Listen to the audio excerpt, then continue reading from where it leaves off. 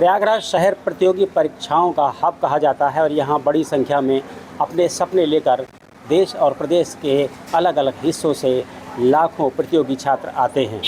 हम इस वक्त मौजूद हैं प्रयागराज के डहरिया इलाके में और यहाँ एक लॉज है जहाँ पर स्टूडेंट रहते हैं। जानने की कोशिश करते हैं कि ये प्रतियोगी छात्र किस हालात में रहते हैं और किस तरह ये अपने भविष्य के लिए अपनी तैयारियाँ करते हैं। तो हम इस वक्त मौजूद हैं प्रयागराज की यह रविंद्र यादव जी की लॉज है और वहाँ पर एक प्रतियोगी छात्र हैं। हम आपको दिखाना चाहेंगे कि कितनी मुश्किल में कितनी परेशानियों में ये छात्र तैयारी करते हैं। एक छात्र हैं जो अपनी परीक्षा की तैयारी कर रहे हैं। सर, क्या नाम भैया आपका? शैलेश यादव। शैलेश जी, ये बताइए किसकी तैयारी कर रहे हैं आप? मैं यूपीएसआई और टीचर की तैयारी कर रहा हूँ। टीचर की पीएचडी वगैरह। हाँ। किस हालात में आप लोग रहते हैं? हम लोग यही है सर कि हम सुबह वही सो के उठना 6-7 बजे, नहा धो के पढ़ना, फिर 10-11 बजे करीब खाना पीना बनाना, फिर दोपहर पढ़ना, लाइब्रेरी जाना, फिर रात 12-1 बजे तक पढ़ाई करना, फिर वही सुना ये दिनचर्या है। घर वालों की बहुत उम्मीदें होंगी। कितने समय से तैयारी कर रहे हैं आप? हम करीब 10 साल से। 10 साल से। घर वाले प्रेशर नहीं डालने की? क्यों, प्रेशर तो पड़ता ही है सर। क्या कहते हैं घर के लोग? वही कहते हैं जल्दी करिए, अब समय हो रहा है। क्या करते हैं पिताजी आपके? वहाँ मुंबई में फिटरनल है। मुंबई में? कंपनी में फिटरनल है मुंबई। अच्छा। घर में क्या काम होता है आपके? किसानी है। किसान खेती करते हैं। कहाँ के रहने वाले हैं? मैं आजमगढ़ से रहा। अच्छा। तो आपको दिखाना चाहेंगे, आजमगढ़ के हमारे भाई हैं और ये विभिन्न परीक्षाओं की तैयारी कर रहे हैं, जिसमें टीजीटी पीजीटी है और एसआई वगैरह की तैयारी है। ये छोटा सा कमरा है 8x10 का, मैं आपको दिखाना चाहूँगा। इतना छोटा कमरा कि जिसमें आप यकीन नहीं कर सकते कि 2 छात्र रहकर तैयारी भी कर सकते हैं, रह भी सकते हैं। लेकिन इनकी परेशानियाँ कुछ ऐसी हैं। इनके लिए दिक्कत ये है कि यहाँ पर महंगे रूम्स हैं, वो अफोर्ड नहीं कर सकते।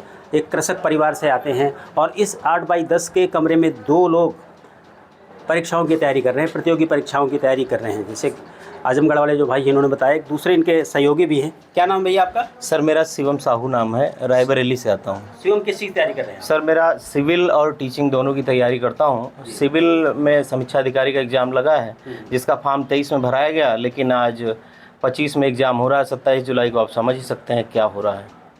और रही टीचिंग की बात, टीचिंग में मैंने सीटेट क्वालिफाई कर रखा है, पर एग्ज़ाम हो ना रहे हैं और यूपी गवर्नमेंट निकालती है विज्ञापन, फिर हटा लेती है और स्कूल भी बंद करने लगी है। इससे वैकेंसियाँ भी घट रही हैं। आपको समझ नहीं आ रहा किया क्या जाए, बस लगे हैं अभी। ठीक है। तो आप देखिए, ये छोटा सा कमरा है और ये इनकी एक टेबल है, इन्हीं में एडजस्ट करना पड़ता है। और ख़ास बात ये है कि ऐसा रूम है कि बड़ी मुश्किल से मुझे लगता है कि 2 बेड यहाँ पर जुटते होंगे। एक जब आप टेबल यहाँ से हटा लेते होंगे तब शायद 2 यहाँ पर लोग सो सकते होंगे।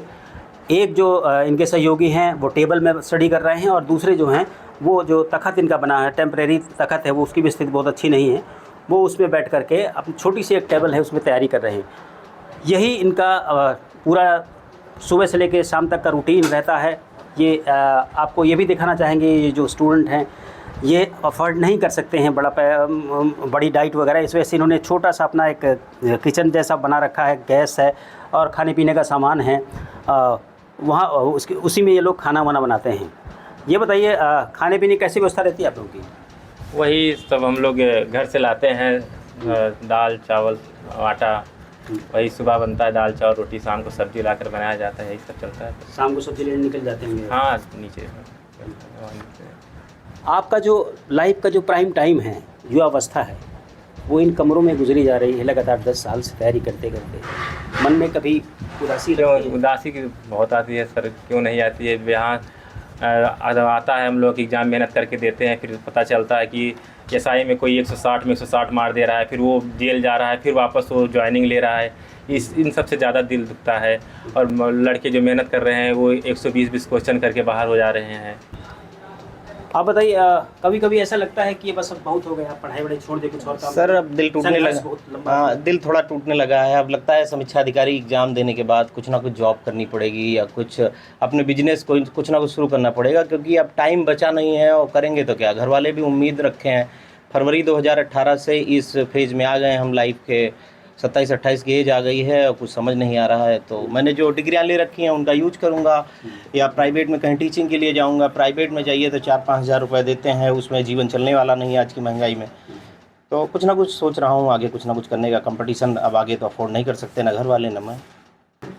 सर आने के समय जो उम्मीदें दी थी वो लगभग 90% ख़त्म हो गई हैं, 10% बची हैं, शायद कुछ हो जाए, वरना 90% तो ख़त्म हो चुके हैं। पूरी आपकी युवावस्था इसी कमरे में निकल गई। ये आप कह सकते हैं पूरा लगभग जीवन चला गया, यहीं कोरोना बीता, ये सब बीता, टाइम से जाता जा रहा है। तो प्रयागराज में जो प्रतियोगी छात्र हैं करीब 2-3 लाख के आसपास होंगे, उनमें से ज़्यादातर की ज़िंदगी ऐसी है जैसे ये 8x10 के कमरे में हमारे जो प्रतियोगी छात्र हैं वो काटते हैं। और सबसे बड़ी बात ये है कि जिस तरीके से नौकरियों की स्थिति हैं, वैकेंसीज़ की स्थिति है, उनके बाद इन्हें ऐसा लगता है कि बहुत समय हो गया, और कभी कभी इनके अंदर निराशा भी लगती है कि नहीं बस अब छोड़ के अपना बिज़नेस शुरू करें, कुछ और काम करें। लेकिन कोई ना कोई एक उम्मीद है इनके अंदर अपने मेहनत की, अपने प्रयास की, जो इन्हें यहाँ पर रोके हुए है। और उन्हें लगता है कि कभी ना कोई थोड़ा समय बदलेगा और उसके बाद उनके भी सपने पूरे होंगे, उनके भी ख्वाब पूरे होंगे। Dinesh Singh, TV 9 news, Prayagraj.